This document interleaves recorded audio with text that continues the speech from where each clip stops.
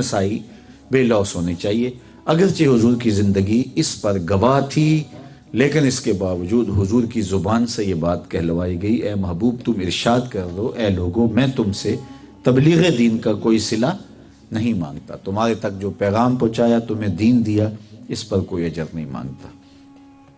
الا المودۃ فی القربى، ہاں ایک چیز کا تم سے مطالبہ ہے، جو اہل قرابت ہیں ان سے تم نے مودت کرنی ہے، ان سے تم نے محبت کرنی ہے۔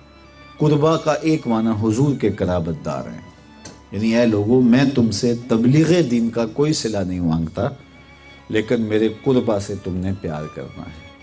سوال یہ ہے کہ جب تبلیغ دین کا کوئی صلہ نہیں مانگا گیا تھا تو قربا کی محبت بھی نہ مانگی جاتی، کہیں یہ صلے کی صورت نہ بن جائے؟ تو جواب اس کا سادہ ہے، کہا قربا کی محبت اس لیے مانگی گئی کہ یہ قربا کی ضرورت نہیں ہے، یہ امت کی ضرورت ہے۔ اگر وہ قربا سے جڑ جاتے ہیں تو ان کے اپنے ایمان کی حفاظت ہوتی ہے۔ میرے اور آپ کے آقا مولا نے ارشاد فرمایا، انا تارکن فیکم الثقلین، حضرت زید بن ارقم سے مروی ہے، حضور نے فرمایا لوگوں میں تمہارے اندر دو بھاری چیزیں چھوڑ کے جا رہا ہوں۔ حضور نے تنکا تنکا کر کے جو امت چھوڑی تھی اس کو حضور لاوارث چھوڑ کے نہیں گئے۔ آپ یہاں کام کرتے ہیں، کوئی دکان رکھی ہے، کوئی کاروبار ہے، تو سال کے بعد 10 چھٹیوں کے لیے 20 چھٹیوں کے لیے پاکستان جاتے ہو یا انڈیا جاتے ہو یا سورینام جاتے ہو یا جہاں بھی جاتے ہو جہاں کے رہنے والے ہو، تو کیا اپنا کاروبار کسی نااہل کے سپرد کر کے چلے جاتے ہو یا کسی ذمہ دار شخص کو بٹھا کے جاتے ہو؟ تو جو تنکا تنکا کر کے آپ نے جوڑا، دمڑی دمڑی کر کے جو سرمایہ بنایا، اس پر آپ نااہل کو نہیں بٹھاتے، کوئی مضبوط شخص بٹھا کے جاتے ہو۔ تو جو تنکا تنکا کر کے حضور نے امت جوڑی تھی، کیا حضور لاوارث چھوڑ کے چلے گئے؟ کہا نہیں، لاوارث چھوڑ کے نہیں جا رہا، میں تمہیں دو مضبوط سہارے دے کے جا رہا ہوں، ان کے دامن کو تھام لو، کبھی بھی گمراہ نہیں ہوگے۔ لن تضلوا بعدی، میرے بعد تم کبھی بھی گمراہ نہیں ہوگے، حضور نے ضمانت دی۔ وہ دو چیزیں کون سی ہیں؟ کتاب اللہ، ایک اللہ کی کتاب قرآن مجید، فرمایا فیہ الہدا والنور، اس میں ہدایت ہے، اس میں روشنی ہے۔ فخذوا بکتاب اللہ واستمسکوا بہ، کتاب اللہ کو مضبوطی سے پکڑ لو اور اس کو اچھی طرح تھام لو، اس کتاب سے جڑ جاؤ۔ اور دوسری چیز ارشاد فرمائی وَأَهْلُ بَيْتِي، اور میرے اہل بیت نبوت، اذکرکم اللہ فی اہل بیتی، میں تمہیں اللہ سے اپنے اہل بیت کے بارے میں ڈراتا ہوں۔ اور یہ 3 مرتبہ حضور نے ارشاد فرمایا۔ تو یہ دو چیزیں ہیں، ان کے دامن کو تھام لوگے تو کبھی بھی گمراہ نہیں ہوگے۔ لیکن ہمیں کیا ہوا کہ ہم 72 گروہوں میں بٹ گئے۔ حضور نے تو کہا تھا کہ میرے بعد تم کبھی بھی گمراہ نہیں ہوگے، لیکن 72 گروہوں میں امت کیسے بٹ گئی، 73 فرقوں میں کیسے تقسیم ہو گئی؟ تو اس کی وجہ ہے کہ حضور نے جو ضمانت دی تھی وہ ایک شرط پہ دی تھی، اور شرط یہ تھی ان دونوں کے دامن کو تھامے رکھو گے تو کبھی بھی گمراہ نہیں ہوگے۔ گمراہی اس لیے ہوئی، کسی نے قرآن کو چھوڑ دیا، کسی نے اہل بیت نبوت کے دامن کو چھوڑ دیا۔ کسی نے اہل بیت کے دامن کو تو پکڑا لیکن قرآن کے پاروں میں بھی شک کیا کہ پورے ہیں یا نہیں، اور کسی نے قرآن کے نام کی دہائی تو دی لیکن اہل بیت کا بغض سینے میں پلتا رہا اور یزید کو امیر المومنین کہتے رہے، وہ بھی گمراہ ہو گئے، وہ بھی گمراہ ہو گئے۔ تمہیں مبارک ہو، تمہارے ایک ہاتھ میں قرآن ہے، ایک ہاتھ میں اہل بیت کا دامن ہے۔ مضبوطی سے ان دونوں کو تھامے رکھو گے تو کبھی بھی گمراہ نہیں ہوگے۔ اور دونوں کے دامن کو تھامنے کی تلقین کی، قرآن کو کے دامن کو پکڑنے کا بھی کہا فخذوا بکتاب اللہ واستمسکوا بہ، اس کو مضبوطی سے تھامو۔ بلکہ فرمایا رب سے باتیں کرنے کو جی چاہے تو قرآن کھول کے بیٹھ جاؤ۔ یہ رب سے ہم کلام ہونا ہے، یہ رب سے جو ہے وہ باتیں کرنے کی مترادف ہے۔ سہل بن عبداللہ تستری جنگل میں رہتے تھے، لوگ ملنے گئے، کہا سہل یہاں جنگل میں کیسے رہتے ہو، دن رات کیسے کاٹتے ہو، آؤ نا شہر میں، تمہارے مزاج کے لوگ مل جائیں گے۔ تو کہا تمہیں کس نے کہا ہے میں تنہا رہتا ہوں؟ کہا کسی نے کیا کہنا تھا، ہم خود دیکھ رہے ہیں۔ کہا واللہ میں تنہا نہیں ہوں، جب میرا دل اداس ہوتا ہے اور میرا جی چاہتا ہے تو میں اس سے باتیں کرنے کو جی چاہتا ہے تو میں نماز کے لیے کھڑا ہو جاتا ہوں، اور جب اس کی باتیں سننے کو جی چاہتا ہے تو میں قرآن کھول کے بیٹھتا ہوں، کبھی اپنی سناتا رہتا ہوں، کبھی اس کی سنتا رہتا ہوں۔ تمہیں کس نے کہا میں تنہا رہتا ہوں؟ میں تو دم دم اپنے رب کے ساتھ رہتا ہوں۔ تو یہ رب سے ہم کلام ہونا ہے، تو اس سے جڑ جاؤ، کہا اس سے مضبوطی سے تھام لو۔ لیکن افسوس ہم نے کتاب کو چھوڑ دیا۔ کتاب اللہ کے ساتھ ہمارا ربط بہت کمزور ہے۔ میں یہ نہیں کہتا کہ ہم ایصال ثواب نہیں کرتے، ہمارا یہ ربط ہے کہ ہم بیٹی کو رخصت کرتے ہوئے ایک نسخہ قرآن مجید کا ضرور دیتے ہیں، ہمارے گھر میں بھی پڑا ہوا ہے، لیکن صاحبوں قرآن مجید کے نزول کا مقصد یہ نہیں تھا۔ یہ فوائد اس کے ضرور ہیں، یہ اس کے ذیلی ثمرات تو ہیں۔ قرآن کے نور کے مقابلے میں کوئی نار ٹھہر نہیں سکتی۔ قرآن مجید کے لفظوں کا دم کرو تو جن بوت بھاگ جائیں گے، لیکن قرآن نازل اس لیے نہیں ہوا، یہ کتاب ہدایت ہے۔ اس کو اس لیے ہم نے دیکھنا تھا، اس لیے اپنی زندگیوں میں اتارنا تھا۔ اقبال کہتا ہے ببندے صوفی و ملا اسیری، حیات از حکمت قرآن گیری، با آیاتش ترا کار جزی نیست، کیا یاسین او آساں بمیری۔ تو جاہل صوفی اور کاہل ملا کے ایسے پھندے میں پھنسا کہ تو نے قرآن سے زندگی تلاش نہیں کی۔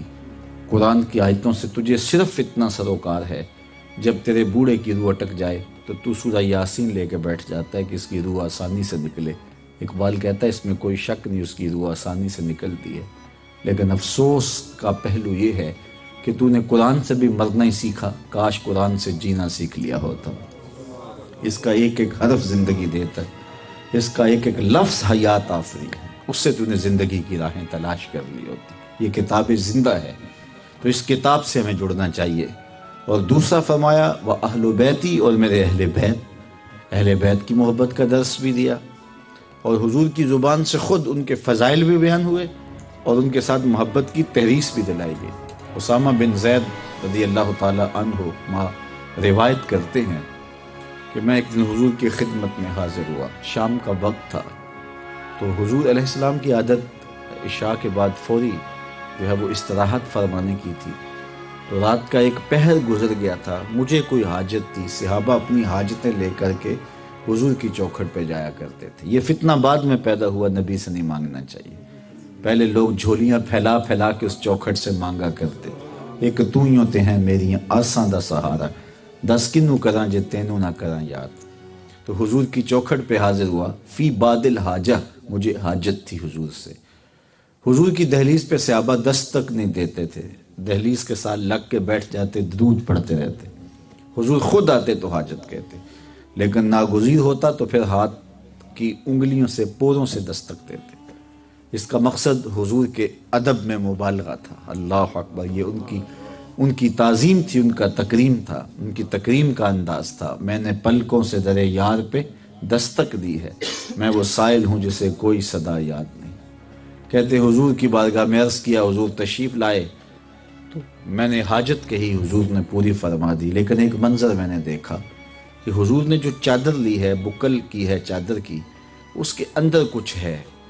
خیر میری جب حاجت پوری ہو گئی تو مجھ سے نہ رہا گیا، میں نے پوچھ لیا، میں نے کہا بندہ نواز چادر کے اندر کیا ہے؟ فکشفہ، تو حضور نے چادر کھول دی۔ فائز الحسن والحسین علی ورق، تو ایک پہلو سے امام حسن لپٹے ہوئے تھے، ایک سے امام حسین لپٹے ہوئے تھے۔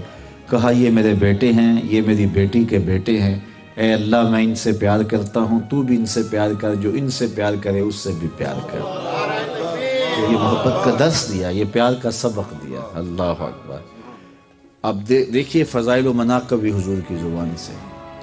صحیح ترمذی میں روایت ہے، حضور نے ارشاد فرمایا، حضرت حذیفہ بن یمان روایت کرتے ہیں، حضرت حذیفہ کا گھر مسجد نبوی سے کچھ فاصلے پر تھا، دن کی نمازوں میں حاضری ہوتی، شام کی نمازوں میں ذرا مسئلہ ہوتا، اس لیے کہ حضور کی خدمت میں حاضر ہونا جو ہے وہ ان کے لیے جو ہے وہ مشکل اس لیے تھا کہ والدہ بوڑھی بھی تھیں اور بیمار بھی تھیں، تو ان کی خدمت میں رہنا بڑا ضروری تھا۔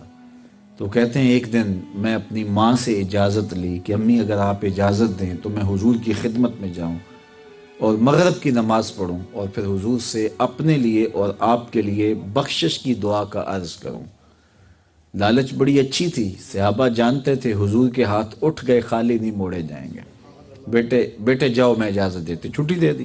کہتے میں حضور کی خدمت میں آیا، مغرب کی نماز پڑھی، سلام پھرا تو دل دھڑک رہا تھا، حضور سے عرض کروں میرے لیے اور میری ماں کے لیے بخشش کی دعا کر دیجئے، لیکن حضور مشغول رہے نوافل میں، حتیٰ صلی العشاء، یہاں تک عشاء کا وقت ہو گیا، حضور نے نماز عشاء پڑھائی۔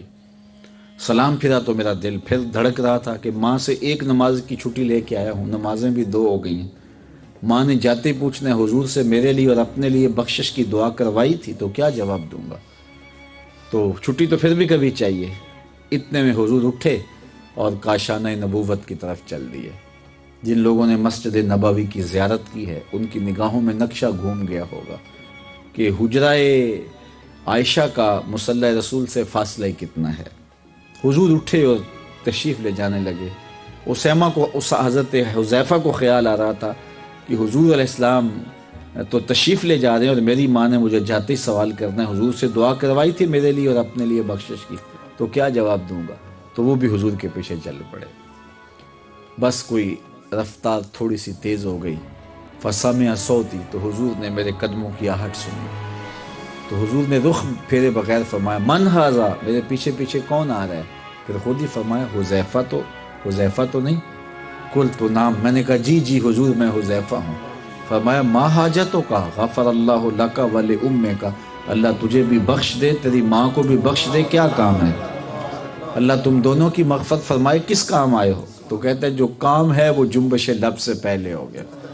یہاں تو لوگوں نے دیواریں کھڑی کی ہوئی ہے نا کہ دیوار کے پیچھے نبی نہیں دیکھتا، لیکن اقبال کہتا ہے اے فروغت صبح آثار و دہور، چشم تو بی نندائے ما فی الصدور، تیری نظر سینوں کے چھپے راز بھی جانتی۔ تو کہا ما حاجتوں کا، غفر اللہ لک ولأمک، اللہ تجھے بھی بخش دے، تیری ماں کی بھی مغفرت فرما دے، کس کام آئے ہو؟ تو فوراً فرمایا حذیفہ ابھی میرے پاس ایک فرشتہ آیا ہے جو آج سے قبل دھرتی پہ کبھی نہیں آیا، آج پہلی بار آیا ہے اور دو کام کرنے آیا ہے۔ ایک تو مجھے سلام کرنے آیا ہے، پوری کائنات کا دل دھڑکتا ہے کہ حضور کو سلام کریں، کیسے روکا جا سکتا ہے سلام کو؟ ایک صحابی کہتے ہیں میں حضور کی خدمت میں حاضر تھا، کسی غزوے سے واپسی تھی، تو راستے میں حضور نے پڑاؤ کیا تو حضور لیٹ گئے، سو گئے اور میں حضور کا پہرا دینے لگا۔ صحرا میں ایک درخت تھا جو اپنی جگہ سے اکھڑا اور جڑوں کے بل چلتا ہوا میرے برابر آ کے کھڑا ہو گیا۔ تھوڑی دیر کے بعد پھر واپس جا کے اسی جگہ جہاں سے وہ نکلا تھا وہاں نصب ہو گیا۔ میرے لیے بڑے چنبے کی بات تھی، حضور بیدار ہوئے تو میں نے پہلی بات حضور سے یہی کی، میں نے کہا حضور یہ جو سامنے درخت نظر آ رہا ہے تھوڑی دیر قبل یہ اپنی جگہ سے اکھڑا اور پھر یہاں آ کے کھڑا ہوا، پھر واپس چلا گیا۔ حضور نے حیرت سے نہیں پوچھا کہ کیسے ہوا، کیا کہانی ہے مجھے بتاؤ، میں تو سویا ہوا تھا۔ حضور نے فرمایا ھذہ شجرۃ استاذنت ربھا، یہ ایک درخت ہے جس نے رب سے اجازت مانگی تھی، مالک تیرا رسول نیڑے آیا ہے، سلام نہ کر رہا ہوں، تو یہ مجھے سلام کرنے آیا تھا، اس کو اجازت رب نے دی تھی۔ تو پوری کائنات کا دل دھڑکتا ہے کہ سلام حضور کو کیا جائے۔ تو کہا یہ فرشتہ دو کام کرنے آیا ہے، ایک تو مجھے سلام کرنے آیا ہے اور دوسرا خوشخبری دینے آیا ہے کہ آپ کی بیٹی فاطمہ جنتی عورتوں کی سردار ہے اور حسن اور حسین جنتی جوانوں کے سردار ہیں۔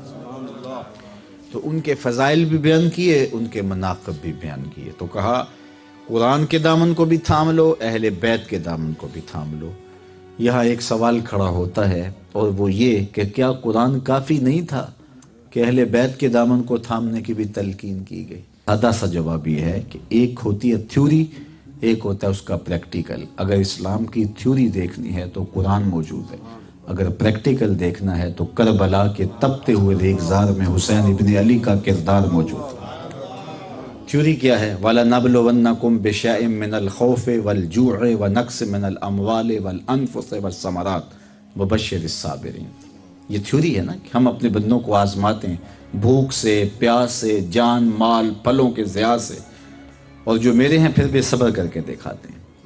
تو بندوں کی پرکھ ہوتی ہے بھوک سے بھی، پیاس سے بھی، مالوں کی ضیاع سے بھی، جائیداد کے لٹنے سے بھی، گھر بار قبیلے کے لٹنے سے بھی، گردنیں کٹنے سے بھی، پھل لٹنے سے، زندگی کمائی اولاد ہے اس پھل کے لٹنے سے بھی آزمائش ہوتی ہے، لیکن صبر کر کے دکھاتے ہیں۔ یہ تھیوری ہے۔ اگر اس کا پریکٹیکل دیکھنا ہو تو ایک ہی کمرہ امتحان میں سارے امتحان اکٹھے لیے گئے، بھوک بھی وہی تھی، پیاس بھی وہی تھی، مالوں کا ضیاع بھی وہی تھا، جانوں کا ضیاع بھی وہی تھا، اور پھل زندگی کمائی اولاد بھی وہی لٹ رہی تھی۔ اور صابر کو دیکھو کہ 18 سال کا بیٹا کندھوں پہ اٹھا کے خیموں تک پہنچاتا ہے اور پھر بھی ہاتھ اٹھا کہتا ہے مالک حسین کی یہ قربانی قبول کر لو۔ یہ تماشا لبے بام نہیں ہے، کسی کے ہاں جوان بیٹا فوت ہو جائے اور وہ طبعی موت سے مرے تو سارا محلہ ساری بستی اس کو تسلی دینے والے ہوتے ہیں، لیکن پھر بھی وہ سنبھل نہیں پاتا۔ جنازہ اٹھتا ہے تو 5 آدمی سہارا دے کے لے جا رہے ہوتے ہیں، میاں یہ کون ہے؟ کہا اسی کے بیٹے کی لاش جا رہی ہے۔ جواں بیٹا نور نظر طبی موت سے بھی مر جائے تو سارے تسکین اور تسلی اور تشفی دینے والے ہوں، پھر بھی قرار نہیں ملتا۔ پھر میں سلام نہ کروں حسین ابن علی کو؟ کبھی علی اصغر کی لاش اٹھا کے لا رہے ہیں، کبھی علی اکبر کی لاش اٹھا کے لا رہے ہیں، کبھی جواں قاسم بھتیجے کی لاش اٹھا کے لا رہے ہیں، کبھی کٹے ہوئے عباس کے بازو اٹھا کے لا رہے ہیں، اور پھر 71 لاشیں خیموں تک پہنچانے کے بعد جب گھوڑے کی زین پہ آتے ہیں، کو ہمالیہ ہوتا تو اس کا کلیجہ بھی پانی ہو جاتا، لیکن اس بانکپن سے آئے کہ آواز آ رہی ہے، یہ کون ذی وقار ہے؟ بلا کا شاہ سوار ہے، لباس ہے پھٹا ہوا، غبار سے اٹا ہوا، تمام جسم نازنی چھدا ہوا کٹا ہوا، پھر بھی ہے ڈٹا ہوا، یہ نبی کا نور عین ہے، یہ بالیقین حسین ہے۔ یہ حضرت امام حسین رضی اللہ تعالیٰ عنہ کی عظیمت ہے۔ وبشر الصابرین، اور پھر جو صابر ہے وہ صبر کر کے دکھاتا ہے۔ صبر کی من جملہ تعریفات میں سے میں نے ایک تعریف یہ پڑھی ہے کہ جس کا معمول عبادت قضا نہ ہو وہ صابر کہلاتا ہے۔ پہلی صف میں نماز پڑھنے کی عادت تھی، تکبیر اولیٰ قضا نہیں ہوتی تھی، گھر میں جوان میت ہو گئی، نماز کا وقت ہوا تو پہلی صف میں بزرگ کھڑے پائے گئے، صابر کہلائیں گے۔ جس کا معمول عبادت قضا نہ ہو وہ صابر کہلاتا ہے۔ اگر یہی تعریف مان لی جائے تو ذرا دیکھ لو کہ 71 لاشیں خیموں کے سامنے پڑے ہیں۔ محتاط روایات کے مطابق 122 سوراخ آپ کے پیراہن میں تیروں کے تھے، 34 زخم تلواروں کے اور 33 گھاؤ نیزوں کے، اور گھوڑے کی زین سے جب فرش زمین کی طرف آئے، صابر ایسا کہ وقت نماز ہو گیا پھر سجدہ قضا نہیں ہونے دیا۔